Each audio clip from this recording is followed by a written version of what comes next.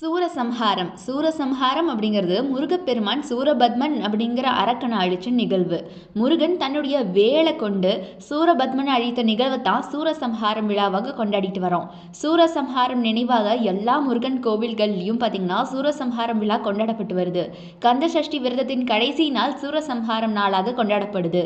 இந்த சூரசம்ஹாரத்திற்கு பின்னாடி அப்படி என்ன வரலாறு இருக்கு அப்படிங்கிறத பார்க்கலாம் வாங்க.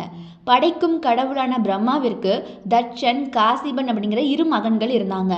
இவங்களில் பார்த்தீங்கன்னா தட்சன் சிவனை நோக்கி கடும் தவம் புரிந்து சிவன் கிட்ட இருந்து பல வரங்களை பெற்றான். அது மட்டும் கிடையாதுங்க, சிவபிரானுக்கே மாமனாராகியும் இருக்கான்.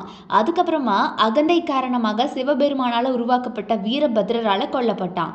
இந்த தட்சனை அடுத்த பிறவியில் சூரபத்மனாக பிறந்தான். தட்சனின் மகள் பார்வதி, பார்வதியின் மகன் முருகன். இதன்படி பார்த்தா முருகனுக்கு சூரபத்மன் தாத்தா உறவு அப்படின்னு சொல்லப்படுது. அடுத்து பிரம்மாவின் மற்றொரு மகன் காசிபனும்